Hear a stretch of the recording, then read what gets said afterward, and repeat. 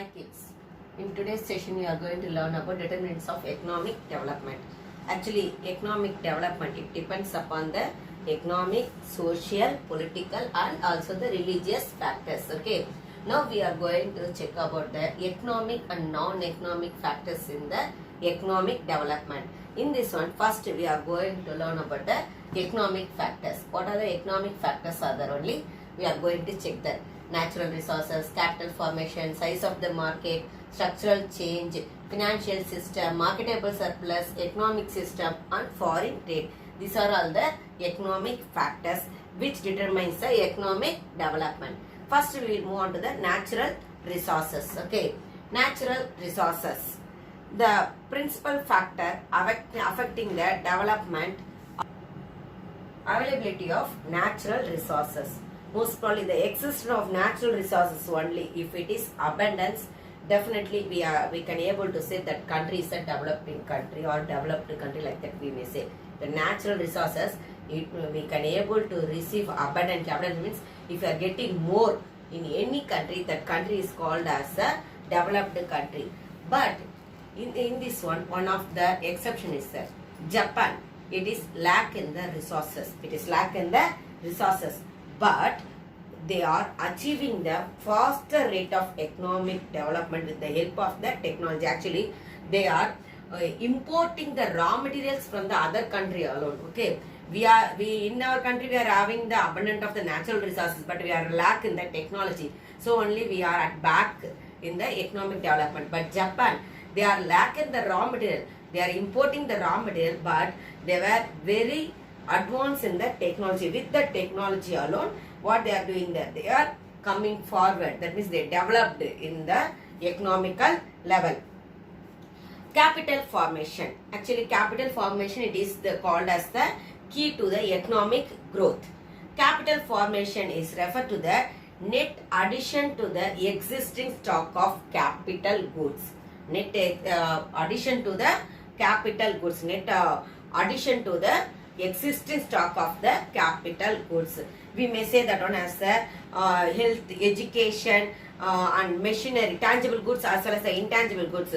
Both it will comes under that one. Okay, that means what I said, if the capital formation, it refers to the net addition to the existing stock of the capital goods, I said, isn't it? In that one, we may say the tangible goods, otherwise the intangible goods. Tangible goods like plant, machinery, everything comes under the tangible goods. Intangible goods, we may say about the health, education, everything comes under the intangible goods. Actually, this capital formation helps to increase the productivity of labor, as well as it will increasing the production as well as the income. Capital formation, what it's doing there, it is increasing the labor's productivity as well as the production as well as the income, everything. If the capital we are having more, means definitely we will get the more labor, that we can able to give the work to the more labor, and we will receive the more production. With that production we will get the more income also. Size of the market. Next one is the size of the market. If the large size of the market would stimulate production, increase employment and raise the national per capita income. If it is very small, means definitely everything it will be very less alone. In the developed countries, the market it will be in the large alone, and also the developed countries, for that purpose, for the size to increase the size of that market alone, they are moving towards to the WTO. That means they are doing the trade through the World Trade Organization. Structural change. Okay, next structural change. In this one, actually change in the occupational structure of the economy. We should change the occupational structure of the economy. Actually, in each and every country, we are having the primary sector, secondary sector and tertiary sector, isn't it? If we are depending upon only on the primary sector, that means in the agriculture, it won't be good.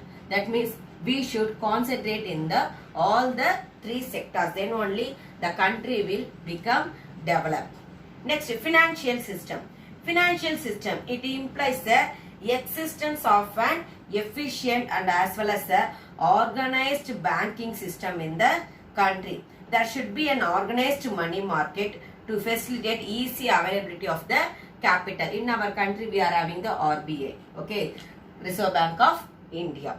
Marketable surplus. Okay, next one is the marketable surplus. It is referred to the total amount of farm output cultivated by farmers over and above their family consumption need. That means if one of the person is giving the production in the agriculture sector, means how he should give this production means he should fulfill his own family's need, as well as he should have the surplus to sell that product into the market to receive the income. That means if we are having abundantly, if you are giving the surplus of the production, the person can able to utilize that product for his own purpose, as well as remaining part of that product he may sell in the market. Okay, if you are selling market only, we can able to get the income. That means we should give the production abundantly, we should give the production surplus there. Next, foreign trade. Foreign trade, the country which enjoys favorable balance of trade and terms of trade is always, we are saying, as a developed country. Economic system, the country which adopting the free market mechanism enjoy better growth rate compared to controlled economics, we may say. Okay, but it may not be true for all the countries. Only for few countries only this laissez-faire system will be applicable, but for other countries it won't be applicable. Next, we will move on to the non-economic factors. Non-economic factors. Non-economic factors. In this one, we may say check about the human resource, technical know-how, political freedom, social organization. So many things are there. Okay, actually, capital is a necessary but not a sufficient condition of the progress. Okay, then we need all the non-economic factors also there to develop our country. Not only our country, world, in all over the world, we say that. First, human resources. Human capital formation, it is the process of increasing the knowledge, skills and the productive capacity of people. It includes the expenditure on health, education as well as on the social services. Okay. Next, technical know-how. Actually, as a scientific and technological knowledge, it was advances. Now it is, that means it goes on in the advances only. More and more sophisticated techniques we are getting there. Okay, that all the techniques, it should be raise the productivity levels in the all sectors. It should raise the productivity levels in the all the sectors. Political freedom. There should be the political freedom when we are developing our country. The process of development is linked with the political freedom. The drain of wealth from India under the British rule was a major cause of the increase in poverty in India. That means there is no political freedom during the British rule. Okay, Dadabhai Nehruji also explained in his classical work, poverty and un-British rule in India. Like that only he explained. That means under the British rule, that means they exploited all our resources and made us as a in the poor and undeveloped country. Social organization. The defective social organization allows some groups to appropriate the benefits of growth.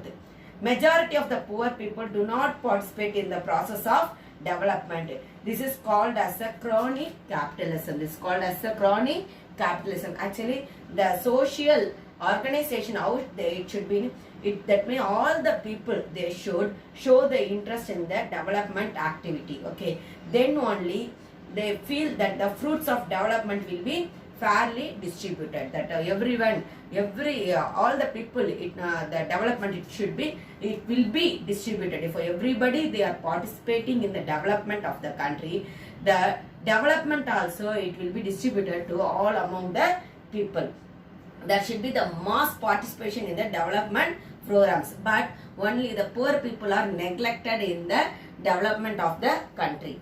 Corruption-free administration, it is very, very necessary for the development for the country. Okay, corruption-free administration. Actually, corruption, it is a negative factor in the growth of the process. The tax evasion tends to breed corruption and hamper economic progress.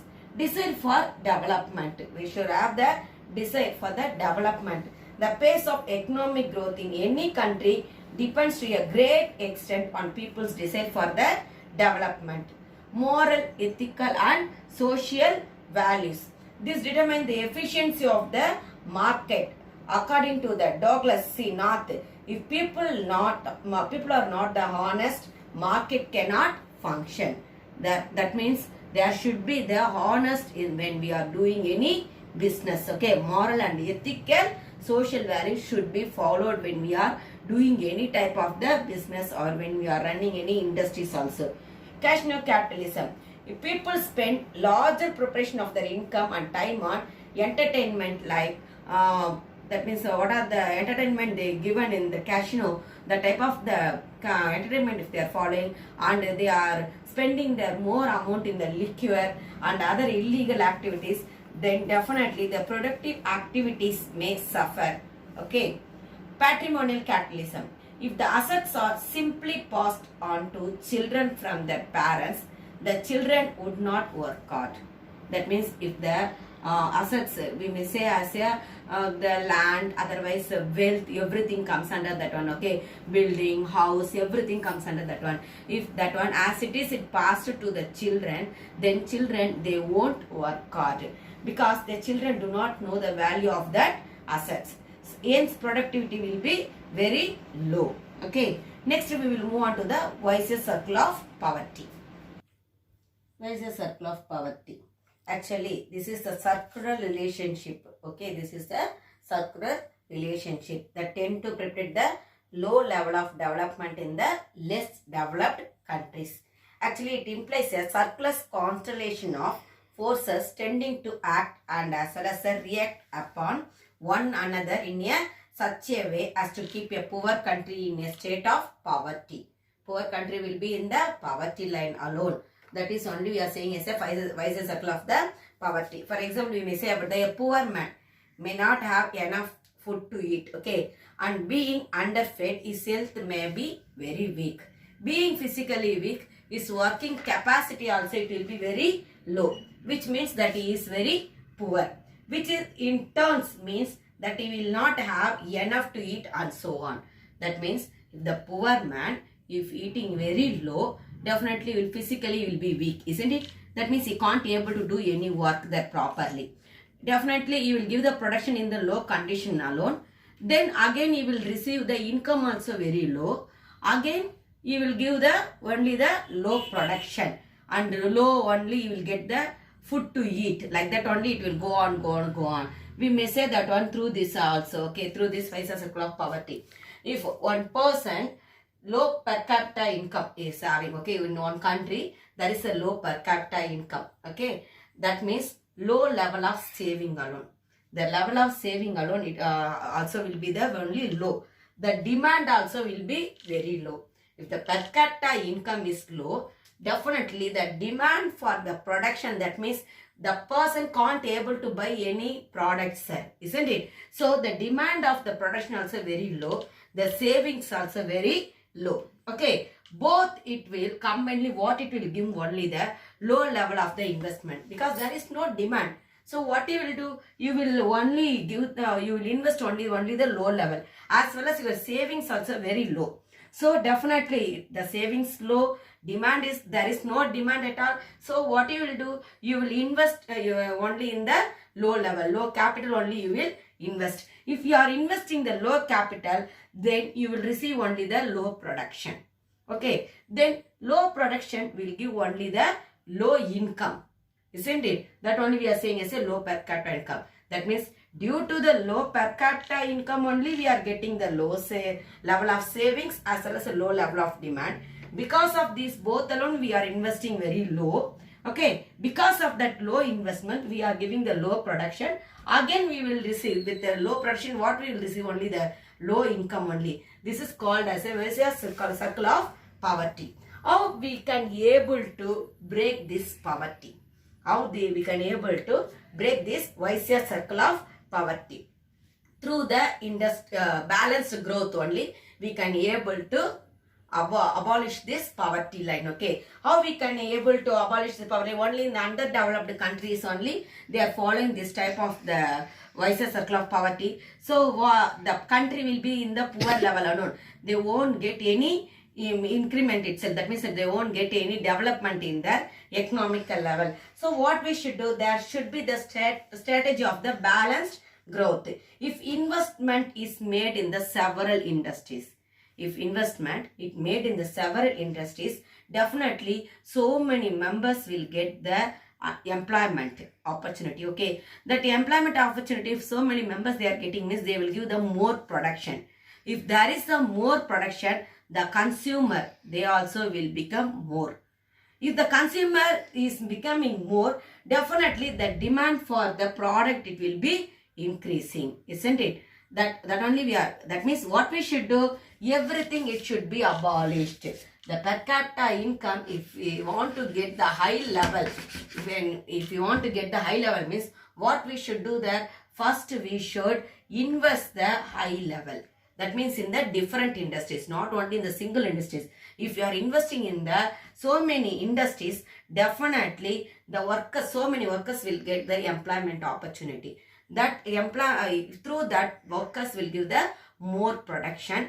Then if there is the more production, that means the consumer also will become more. The demand for the production also will become more, because if the workers giving the more production means their income, if it is high productivity, means definitely they will receive the high per capita income. Isn't it? The income it will increase.